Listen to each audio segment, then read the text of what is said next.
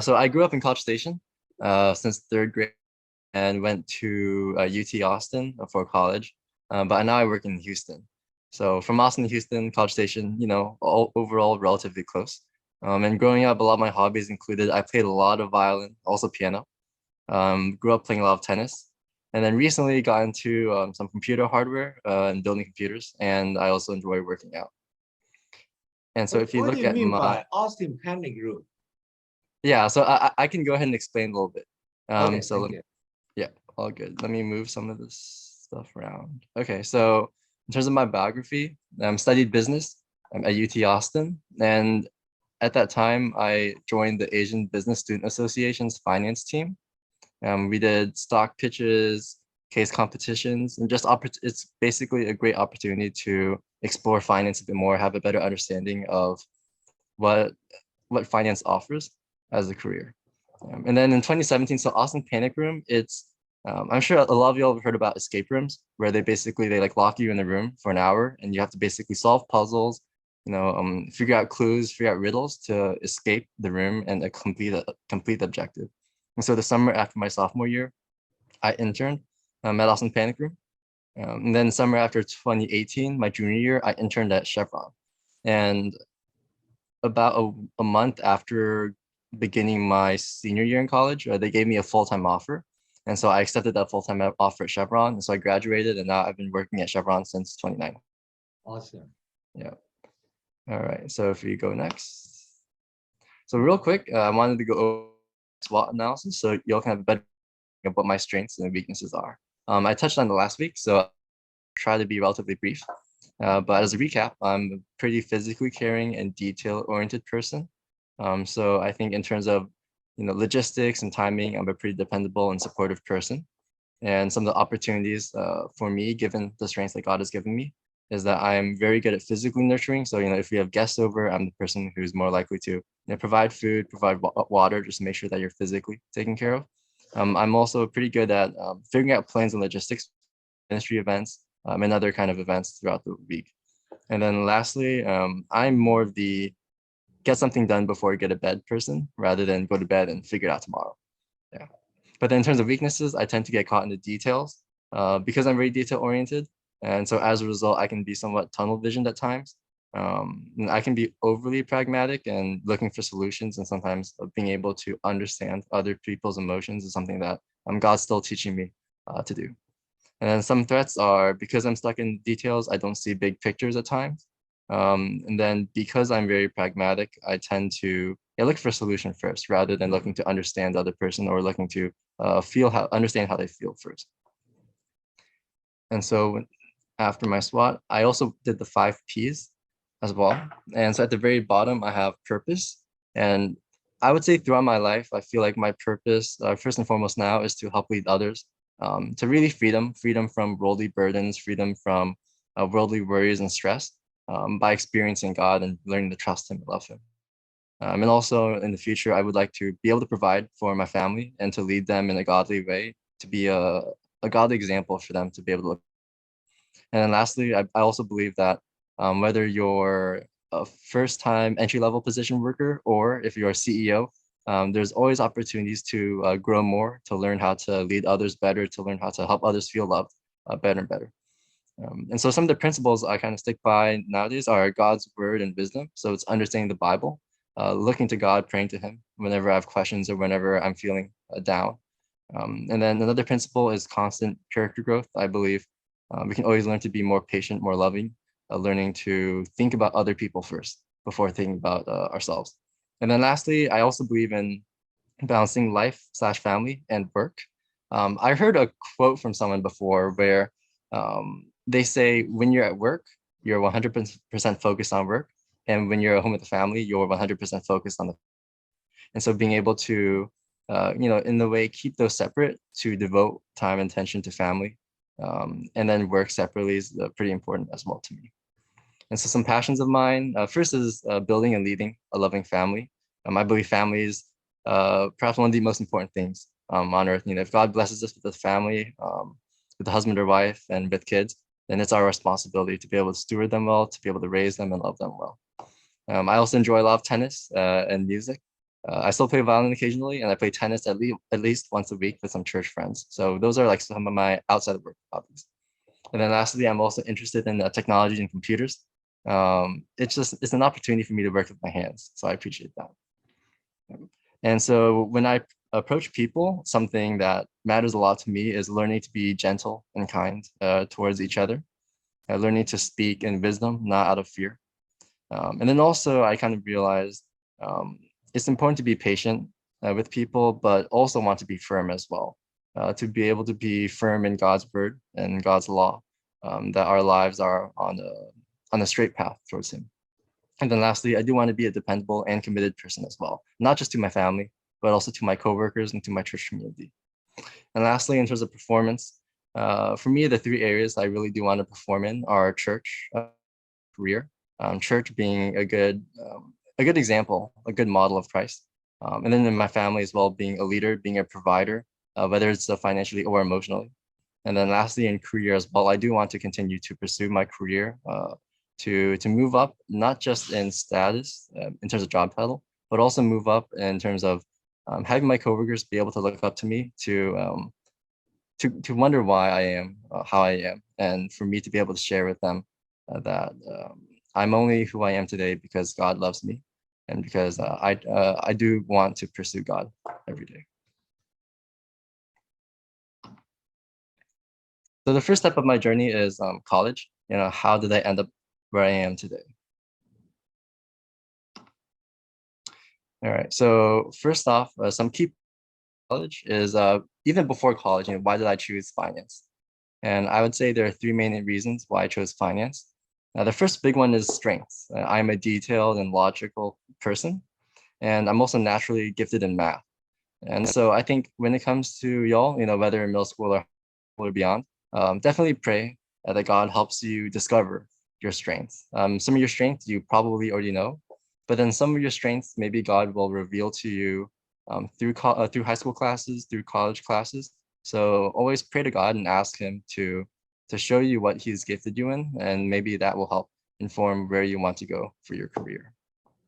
And another thing to look towards is also for me was interest. My dad occasionally talked about investing and making money with money, but my dad's a physics professor. But him talking about that, it kind of made me interested too. I also believe that, you know, being able to manage personal finances, manage your money well for future family, you know, is very important. And so from the get-go, I was always interested in more of the finance aspect as well, and that helped drive my decision towards being a finance analyst. And then lastly, part of it was also thinking about the future career path of what I'm pursuing. And finance, in my particular case, is needed everywhere. Every company, any organization, you need someone who's able to look at finances and handle finances well. And so from that point of view as well, I felt like the job security and the opportunities in the future would definitely always be there. All right. And if you have any questions, feel free to go ahead and send chat, and then let me know if there are any questions I'm missing. Oh, here they are. 3 questions. Let's see. What do you do if you don't have a purpose? You don't know what you should do. Okay, so I think when we look at the Bible, when we read the Bible and understand what God calls us to do, I think one big part is, or the biggest thing is the Great Commission, right? To be able to love God and to lead others to love God too. And so I think there are a couple different, I would say, goals in life. The big one, the main one being to love God and to help others love God as well. But I think there are other maybe future goals. Like right now, maybe you don't have a family, but in the long run, maybe one of your purposes will be to raise your family, to guide your family to Christ. And so even if right now maybe you don't have a goal in this moment, you know, all the school you're going to, all of the tests you're taking, um, they all work towards a greater purpose. And you know, if God calls you to have a family, or if God calls you to work in ministry, then what you're learning in school, they will help you to pursue that career, to pursue. Um, and then I did build computers. I actually did some cryptocurrency mining over the past 2 years or so. So for me, you know, cryptocurrency mining and building with my hands was something that I really enjoyed. Definitely more hardware than software. I did a little bit of software stuff, but nothing big. Yeah. Okay, cool. Thanks for the questions. Well, let me add one comment here. Okay, the Mhm, purpose of life is very simple, based on the Genesis, God's creation. So our purpose to have a successful life, and successful life by definition is fully utilize the talent God give you and manifest God's glory and make this world better in God's kingdom. mhm, Okay, successful life. So that's the purpose. It's a never-ending purpose, and so it's a top-down and a bottom-up. Okay, so mhm, I'll show the slides later. Okay, what's the definition of successful life? mhm. Thanks for that input, Ming. All right. So in terms of what did I do in college? And so the main thing I did that I believed helped my career was pursuing intentional experiences with faith. And so I think sometimes in college or in high school, we have a lot of different options, different things we can do. Some people decide to spend their time indoors reading books and learning. Some people spend their time outdoors meeting people in the hopes of finding different job opportunities. And I think all of these different paths in high school and college are good. And I think the main thing to think about is even if you don't know exactly what you want to do, I think God blesses us with many opportunities, whether it's clubs and organizations, whether it's various competitions or even internships or work experience. I think God blesses us with many opportunities to go and experience what He's provided us and the potential skills and gifts that He's blessed us with. And so, something I did in college, and that I'd encourage you all to do, both in high school and college, is to pursue intentional experiences. If you want to see if you're interested in math, maybe check out a math club, and then maybe if you want to see if you're interested in computers, you can check out something computer related. But I think the main thing is trusting that God has provided you opportunities and that all you have to do is pursue them intentionally. Give a couple of them a shot and see if you discover what God's blessed you with. All right. So another thing I kind of realized in college was the career path and finance. Sometimes when you think about engineering, when you think about finance, even if you think about journalism, there are many different things you can do with journalism or finance or engineering even. And so in finance, at least for me, the three main areas a lot of people look to for a career is either investment banking, consulting, or corporate finance. And as a quick summary, investment banking, it's you're working at a bank, you're working on stocks, companies, stuff like that. For consulting, you're typically traveling or having calls with clients, helping them solve their company's problems. And then with corporate, you're working in a company and you're handling the company's accounting, the company's finances. And so initially, I thought I wanted to do investment banking because it pays the most. It's the toughest job. When people say they work in investment banking, you're kind of like, wow, so cool. And so I initially want investment banking. But there are a couple of things that I learned about investment banking and consulting while I was on my finance team that made me realize, I didn't want to do investment banking or consulting, and it wasn't in line with what I valued in my life. And so the first things was the pay and the work-life balance. Investment banking pays, but you also work 80 to 100 hours a week. So you're sleeping like 5 hours a day. You have no time to devote to church or devote to small group or community. And I realized very quickly that that's something that I was not willing to do because my time outside of work to be able to focus on friends and family and church was very important. Um, and so for me, investment banking from that area was a no-go. And same with consulting too.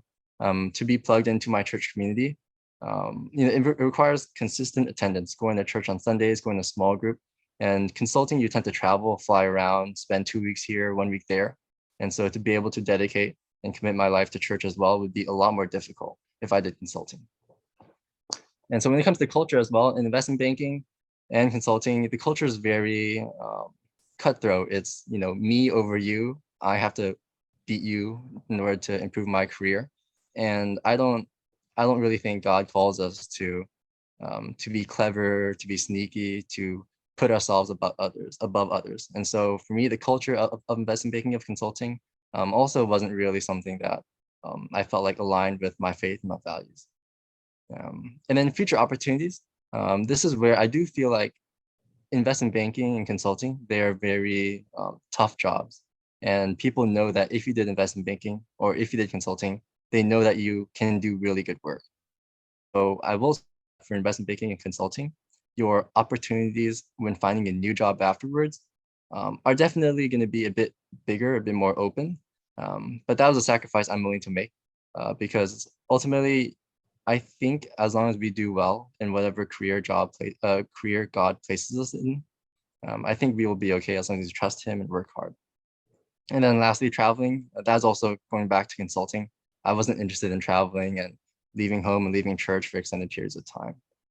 Yeah. So for me in college, and I think at you learn more about the career paths that you're pursuing, learn more about what the work-life balance is like, what the culture is like, what the future opportunities, and make sure you compare them with how God wants you to live your life in work and also outside of work. And I think that will help give you direction on where God may be calling you to be. All right. And so the last section is really focusing on my work life and where I've been and what I've done so far. All right, so I have a couple of lessons and experiences I got from the workplace so far. And so the first one is that I've been through a lot of reorganizations and transformations. Oil and gas has gone through a lot of changes during COVID, after COVID.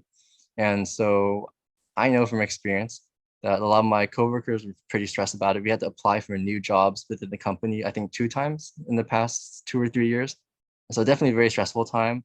I just entered the company and having to reapply for a job was definitely surprising.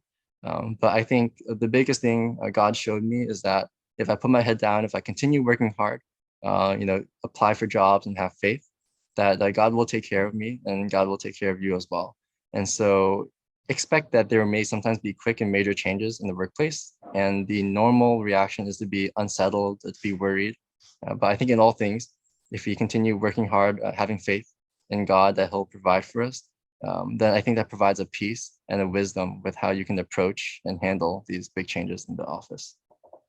The second thing I learned is that your career depends on yourself, but also on others.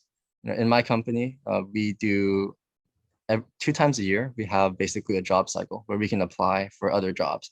And I actually recently applied for a new job in my company, but I didn't get it because there are some people who've been in my company for like 10, 20 years who applied for the same job.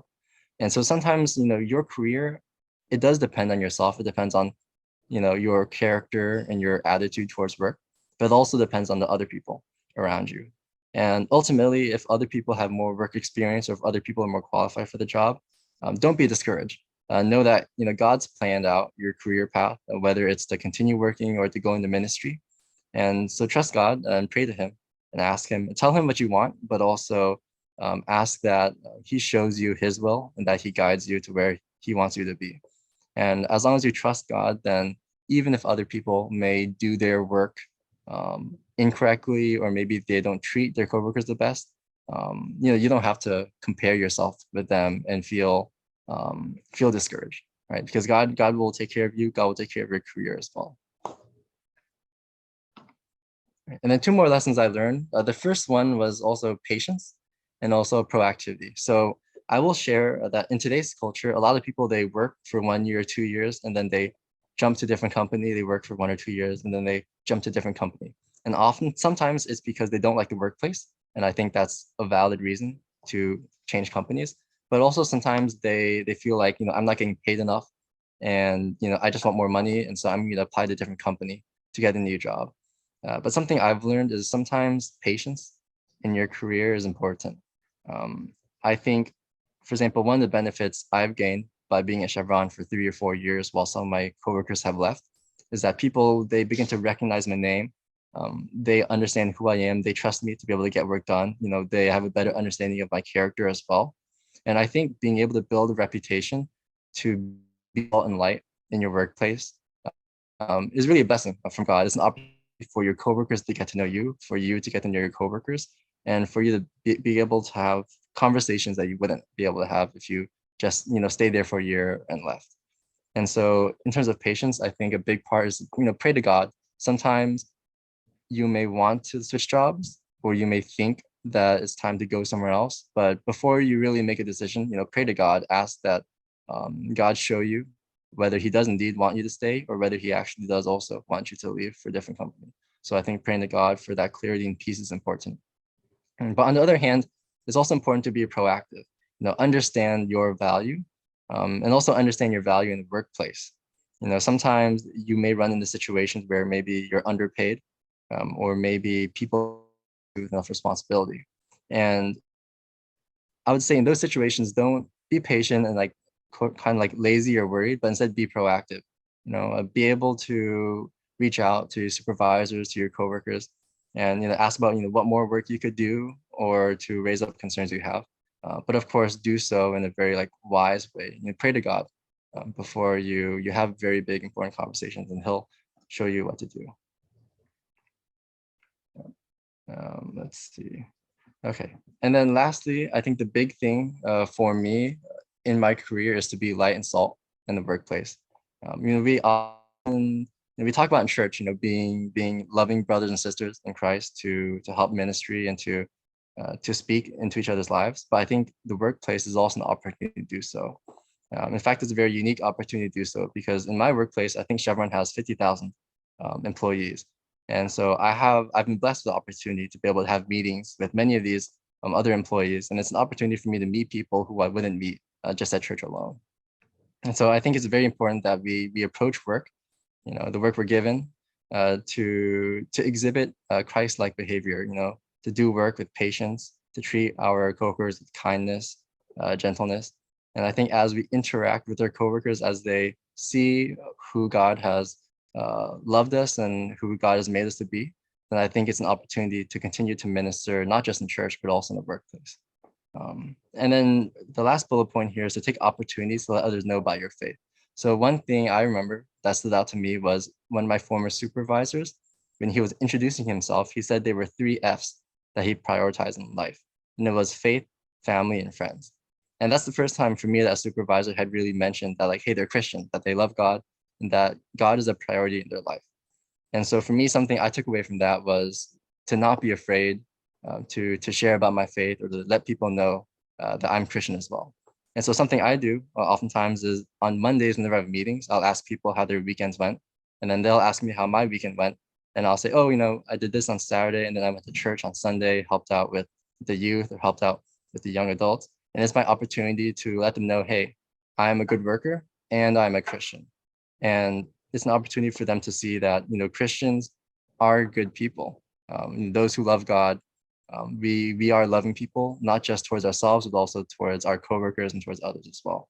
And so be sure to take the workplace as an opportunity to be light and salt as well, not just in church. So that's my brief presentation. And I appreciate the opportunity to be able to share with you all about my experiences in faith as I've worked through college and now my career. If you have any questions or any considerations, please let me know. I think probably can you talk about more detail? What do you do now? As your job Okay. is a financial analyst, what the daily activity looks like, and what kind of background to take to do the good work, or what kind of talent does it take to do the excellent work, maybe? Sure thing. So a bit about my job as a financial analyst. It's actually, in my company at least, it's a big mix of accounting and finance. So what I do right now is, how do I keep this simple? Basically, I work in a group in my company, and that group does work for my company. And so oftentimes my company will basically say, hey, do this project. And my group will be like, okay, we'll do the work for the project, but we need someone to track the costs, how much is being spent, how much budget do we have left? Can you keep track of it? What's our forecast?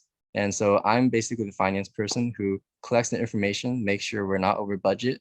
I have conversations with project managers saying, hey, we have this much left and you have to spend this much. So how can we make that work?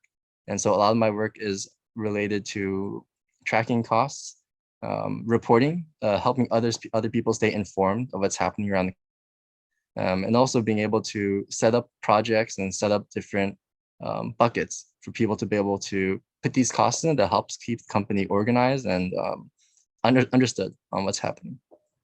And so some of the Can you skills give an example, like one project? What's the name of the project? What's the detail? And so then how much money is going to spend? And are you Sure. always under the budget, over the budget? What do you do if it's over the budget? Okay, let me think. So, for example, one project. So I'm part of what Chevron calls the Chevron Technology Ventures Group. And so when you think of Chevron, you think of oil and gas, dinosaurs, fossils, old people in suits. But really, Chevron Technology Ventures, this specific group, we understand that renewable energy being more environmentally friendly is very important. And one of the ways that we pursue this is looking at various carbon capture technology, so technology that we Oh, can use to capture carbon from operations. And so this Chevron Technology Ventures group that I'm part of, they specifically go around looking at startups, looking at new companies who have renewable energy related investments and potential, and basically we'll invest in them and we'll ask questions, learn about them, what they do. And so one project that I recently set up for them is called biochar, Biochar. And the idea is to be able to capture and store carbon in soil to actually help maybe make the soil even more fertile for agriculture use. And so that project was, I think, is a $300,000 budget or so. But there's some other projects like $2, $3, $4 million budgets. Um, I would say on average we tend to be either at budget, or I think right now we might be a little over budget. But so that's like it's another thing you kind of learn in finance is that you can plan as much as you want, but the numbers don't always work out exactly as you hope. And I think that's actually a lesson in life as well. We can make plans, but I think God has His own plans, and His plans are much more important than our plans. And so I think we should handle what God gives us with a lot of wisdom, a lot of appreciation. But yeah, so that's a bit about my work and what I do. Yeah. then what kind of talent or Mhm. training takes to do the so-called good job? Yeah. I think going to college, learning, taking the accounting classes, taking finance classes, it gives me a good foundation. But each company does things their own way. And I'm also pretty sure if you're in engineering or if you're in communication, each company has their own culture, their own processes. And so Yeah. a big part of it is, college prepares you, school prepares you, but you also do a lot of learning through the individuals in your workplace, through the people you work with. And so I think it's kind of a two-part foundation. First part is school, but then the second part is also learning the various systems and processes they use in the workplace. Yeah. Um, and then what was the second question you asked? So what's the career future you're looking for?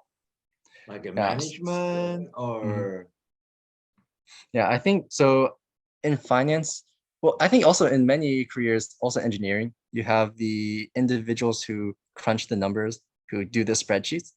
That's more, I would say, technical type of people. And then you also have people who manage other people. So that's like management, right? So it's like providing you with opportunities to further your career. And I think both are very important. Personally, I'm more technical oriented. I'd like to work the numbers and crunch the spreadsheets. But something I've learned that management does a lot is, my supervisor has conversations with me about, James, where do you want to go in your career? Are you Mhm. happy with your work? What do you want to do next? And I think managers, and my particular manager, she's very good at asking me questions, getting to understand where I want to go, and then helping me say, hey, here's a job opportunity. It looks like this is a potential path that you're interested in, and I think you should consider it. And so I think management is also very important. It's good to have good management because it helps your career. That's good. And then where I want to go in my career, I think right now I want to stick with more technicals, the number crunching, the Excel sheets. But I know, for example, at Chevron, there's a group. They, if they want to drill a well or they want to do a project, they need to get the money somewhere. And whether the money is from a bank, so debt, or money is from investors, there's a group of finance people who determine that, who figure that out.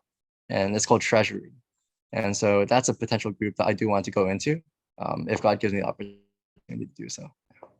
Very good. Very good. Thank you, company. Okay, we have a Yeah, we have a interesting question. question. Do you And trade stocks for Chevron? yeah, I do not trade stock for Chevron. There are people in my company, they trade oil and gas and other natural gas products like ethane, propane, methane.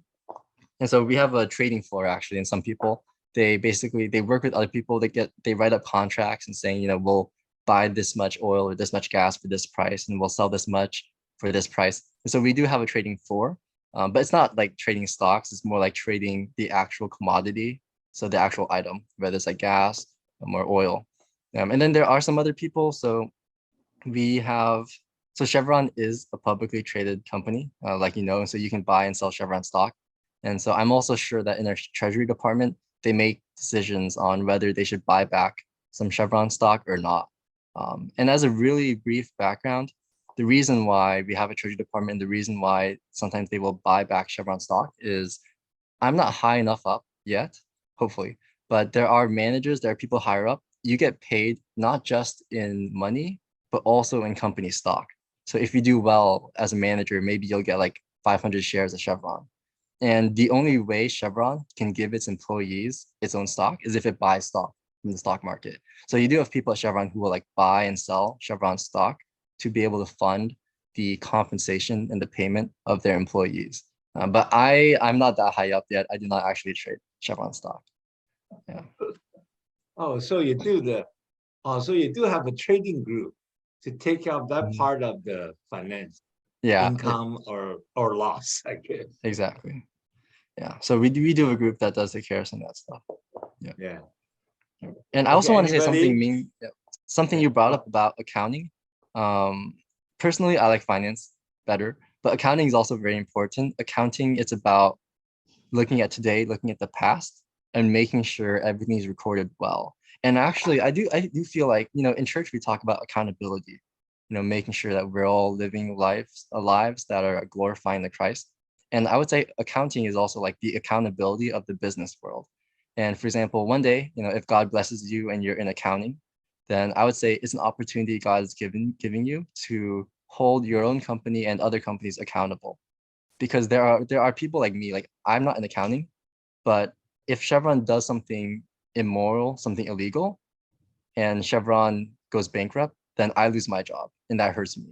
So I would say, like, if, for example, if you pursue accounting, it's an opportunity for you to hold companies accountable so that investors, people like me who depend on the company for a living, that you're able to protect us and watch over us as well. So that's also a very important role as well. Okay, so we have another question. That's right. Go ahead. Sometimes if I think I don't do my career path when I'm at college, is there another way I can go? I think I don't do my career. What do you So mean by don't do career paths? Go ahead. I'm sorry. when I am. Can you clarify? Are you saying more like you study one thing in college, but then you realize you don't like it? Is that what you're asking about? Okay, yeah. So I think that's a tougher question. I think, of course, it's always easier to study in college and then you end up doing for work what you study in college. But I don't think it's impossible. There are a lot of people who study one thing in college and then pursue something else. For example, there's someone I knew from my college ministry. He actually came and spoke to us about his career, but he did petroleum engineering, so oil and gas in college at UT. But then the time he graduated was back when oil and gas crashed in like 2015. And so he wasn't able to find a job. And so he actually ended up participating in a computer science, I believe, some kind of coding boot camp for probably 6 weeks to a couple months. And then he graduated from that program and he got a job in coding or something technology related instead. And so I would say, of course, while it's ideal that what you study in college is helpful for your future career, I would also say that once again, God does provide other opportunities as well. And I think as long as you are faithful, you work hard, and you persevere, then God will give you the blessings and the fruit from your faith in Him. And so, long story short, it is possible to do something after college that is not what you studied, but just realize that it takes more commitment, more time. It takes trust in God, and so I think as long as you have those ingredients, then it is still possible. Would it Yeah, I be have a comment necessary? here. The reason we Mhm. do this YCOZ, okay, is trying to help the people understand what kind of jobs are there, what do they do, and trying to let you see whether you can connect your talent and your passion and your personality to the right job. Okay. There's a Mm, thousand different kind of job there. And in the college, there's a thousand different kind of course you can learn. Is that right? Then trying to match all those is very hard. That's what the purpose. However, and that's why the definition of success is that right. Fully utilize your talent. Most of us probably only use 10%, 20% of the talent God gives to us. mm, Okay. Because our limited capability and limited education environment, everything. But however, you just keep exploring, keep praying to God, and keep listening, you'll find it. Okay. But another thing is actually the real learning start after you start a job. Okay. The real learning start after you start a job. And you can keep learning for 40, 50 years. And that's the beauty about the career. Okay. And that's beauty about the American system because the industry evolves so quick. So a lot of time, even what you learn in the college doesn't fit in the new advanced development. So you just keep learning. But no matter what, whatever you learn in college is a foundation for the future. So you're not going to be wasted. It's not going to be wasted. Sooner or later, it's going to be useful. Okay, different field, different job. Especially like today in the college, you have like a double major, triple major. And the reason is the evolution of the industry economy needs so many different kind of expertise combined together now. Okay. So I think that's what the important thing. But no matter what, computer technology, programming is very fundamental, very important for any job, basically. Almost no job doesn't need the computer technology and the programming now. So get that skill good, and the math always help. Okay. Then, of course, financial understanding, accounting understanding always help. Unless engineering, that's totally different stuff. yeah, Okay. I will say actually to tag on to what you're saying, Ming. So at my company, I'm a financial analyst, but we have software, we have programs that a lot of people use to compare data, to collect data, and to report data and visualize data to other people. And so even though I am a financial analyst, I do use a lot of like something we use is called Power BI. It's a product by Microsoft. And basically think of it as like automated Excel on a web browser. And so basically, if you know how to manipulate data, if you know how to do a little bit of coding here, and then see, would it be necessary to have a master's degree if you want to be a treasurer? This is a tough question. My parents really want a or a master's degree. Um, People at my company say it's not necessary. What I've heard and what I'm thinking about myself is what would getting a master's or MBA do for me? Would it help me in this or would it help me in that? And if the answer is yes, then I think I would get a master's or would get an MBA. But if I feel like for my career, what I want to do, if a master's or MBA does not help me, then I don't know if spending the time and the money to do that would be good for me. So I think that's something you have to, it's a very personal situation. I think you have to think about where you want to go in your career as well. Yeah, and then yeah, because I think sometimes, for example, my parents, education is very important to them, and so for them, the obvious answer is yes, 100% an MBA. But I think once you go to the workforce, like Ming said, you learn a lot about what your job is and where your company is going. And I think when you have more information, then I think that's where you can be determined for yourself. Would this further education help or would it not? And I think it's just making sure as well that you're honest with yourself. Don't be lazy and just be like, I'm lazy. I don't think it's gonna help me, and then not get education. Right? I think it's really praying to God about it, asking for a very clear vision. Really think about what God is telling you, and then to make that decision with God in mind. What you want yourself. Yeah. Yeah. Mhm. Again, please don't forget in order to be successful means you need to fully explore and utilize your talent. Mhm. So that means that keep exploring and keep seeking, keep learning, and never stop. I mean, never stop. So that's why I think that to be diligent is very important part of the characteristic Mhm. what God gave to us. Yeah. Diligent, never be lazy. Keep working hard, working. I wouldn't call working hard, just keep working, keep exploring, and make the life have fun. You know, learning is fun. Learning is fun if you have a passion, you understand where you're going, and then you're trying to achieve something you couldn't achieve before. I think that's fun. Keep exploring and what do you call it, keeps yeah, keep improving. Basically, is the most important thing. Mhm. Yeah. Always Actually, better than your old self. yeah, I think on that note, actually, when we're talking about exploring and looking at what God's provided us, something that I actually have a funny story. So when I was in high school, I always thought coding and programming was memorizing words and then typing them out from memory and then having it work. And so I never liked programming. I didn't like coding. I thought it was kind of pointless. But then I went to college, and everyone's getting this computer science certificate from UT, and I was like, I should probably get it too, just to stay competitive. And so I took a programming class, and I actually learned that coding part of it is memorizing like what words to type to, like, for example, get something to happen. But actually a big part of programming was actually I have a problem and how can I use logic to solve that problem. So initially I didn't like programming, but once I took the programming, the second one, I realized, oh, this is because I'm very detail oriented, I'm very logical as a person. I actually really enjoyed programming. And so I think kind of to what Ming is saying as well, when you have opportunities to explore more, maybe even something you thought you didn't like, you might actually end up really enjoying. So don't focus only on one thing, and then push out other opportunities that God might be putting in front of you. So, yeah. Yeah. I think the computer basically have two purposes. One purpose, of course, automate as much as possible. You have a lot of routine work and you have to do it manually all the time.